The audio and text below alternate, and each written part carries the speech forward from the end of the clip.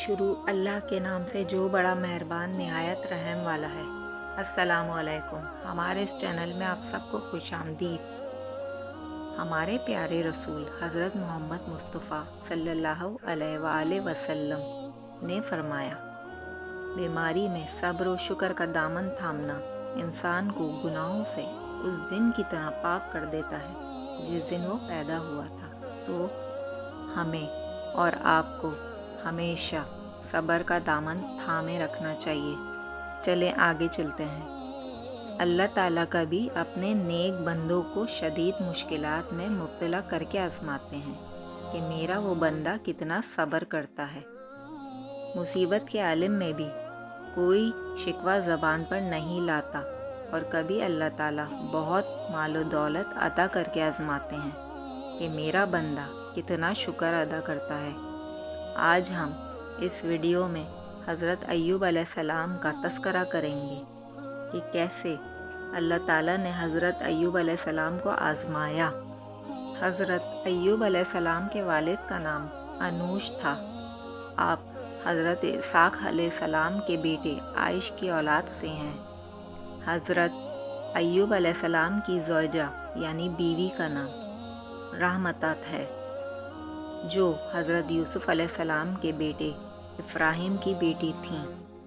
حضرت ایوب علیہ السلام مسکینوں پر رحم کرتے تھے، یتیموں کی کفالت کرتے تھے، بیوہ عورتوں کی مدد کرتے تھے، مہمانوں کے ساتھ عزت و تکریم سے پیش آتے تھے۔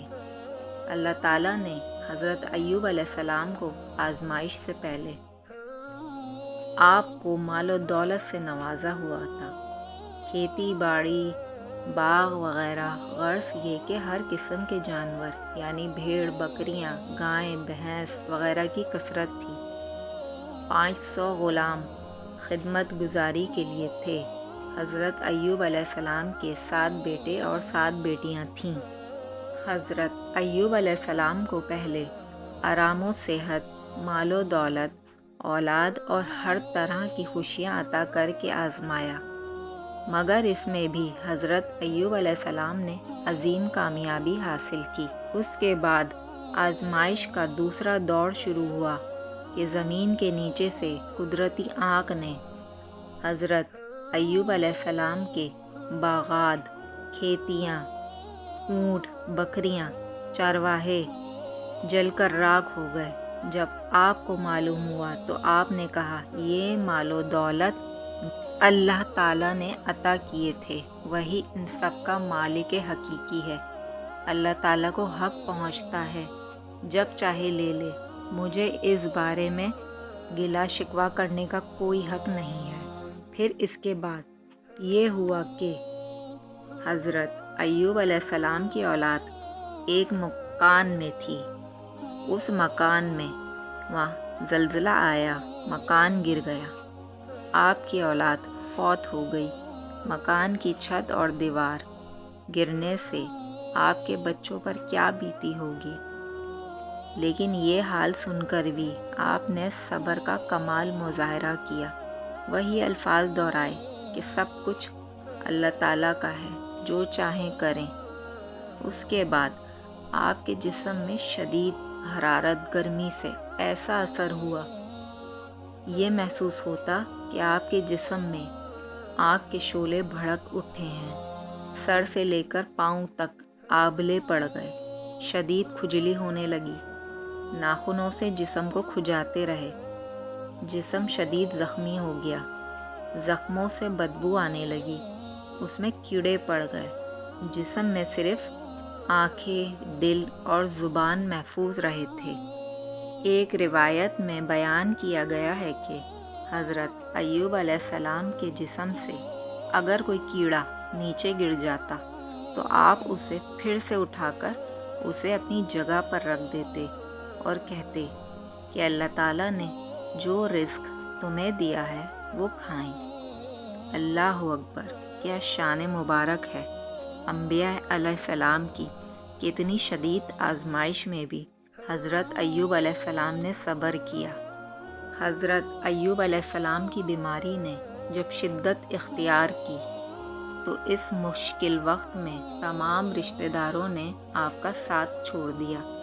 شہر سے باہر آپ کو ایک جھونپڑی بنا کر دی گئی تاکہ یہ مرض یعنی بیماری کہیں دوسروں تک نہ پہنچ جائے۔ جب سب ساتھ چھوڑ گئے تو اس وقت آپ کی بیوی وہ آپ کے ساتھ رہیں، آپ کی خدمت گزاری میں رہیں، حضرت ایوب علیہ السلام کی دیکھ بھال کرتیں، آپ کو کھانا کھلاتیں، آپ کی ضروریات کا ہر طرح خیال رکھتیں۔ ایک مرتبہ حضرت ایوب علیہ السلام نے اپنی زوجہ یعنی بیوی کو طلب کیا تو دیر سے حاضر ہونے پر آپ ناراض ہو گئے۔ ممکن ہے یہ بیماری کی وجہ سے طبیعت میں سخت مزاجی آ گئی ہو۔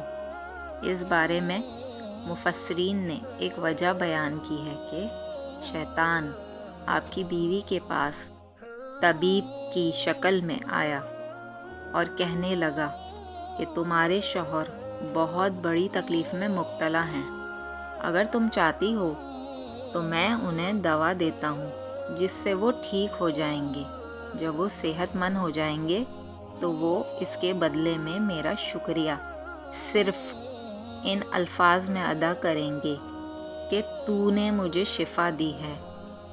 آپ کی بیوی نے یہ بات معمولی سمجھی اور ان کا خیال بن گیا کہ اس پر عمل کرنا تو آسان ہے۔ جب حضرت ایوب علیہ السلام کے سامنے آ کر پورا ماجرا بیان کیا ان کی بیوی نے تو آپ سمجھ گئے کہ شیطان میرے امتحان میں مجھے ناکام کرنا چاہتا ہے۔ حضرت ایوب علیہ السلام نے اپنی زوجہ سے فرمایا، اگر میں ٹھیک ہو گیا تو میں تمہیں 100 کوڑے ماروں گا، ابھی تمہارے ہاتھ سے کوئی چیز نہیں کھاؤں گا۔ اور وہ اپنی زوجہ سے ناراض ہو گئے۔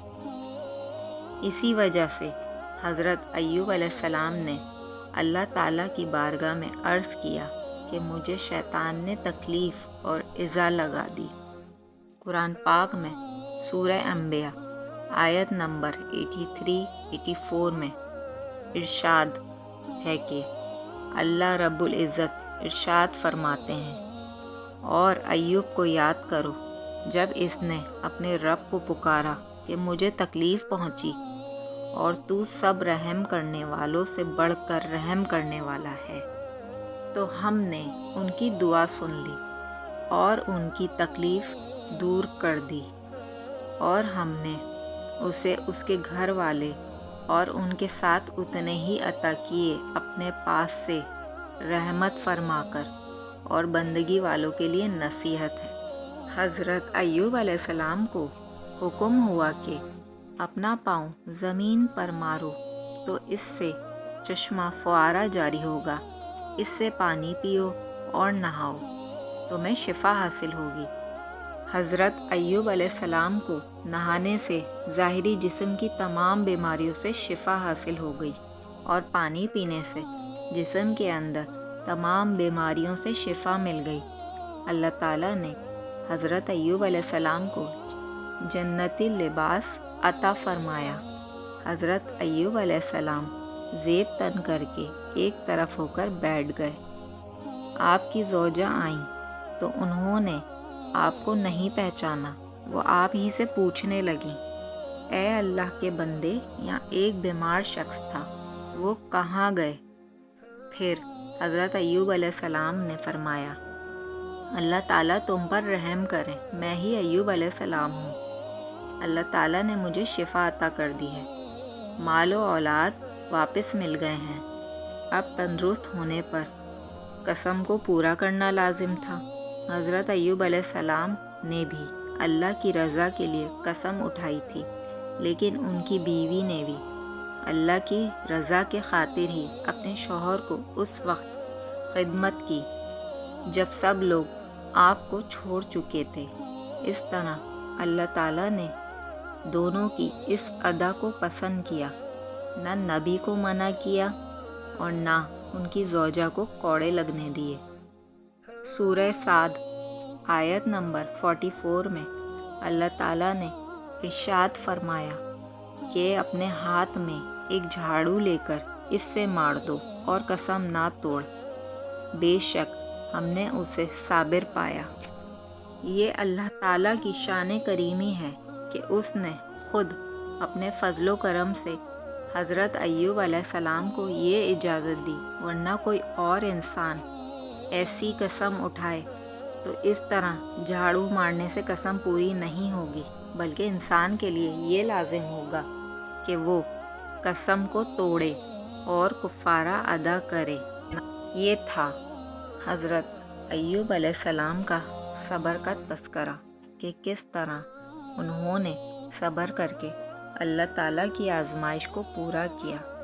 اللہ پاک ہمیں اور آپ کو بھی صبر کے امتحان میں سرخرو کریں، آمین۔ اللہ پاک ہم سب کا نگہبان۔ اللہ حافظ۔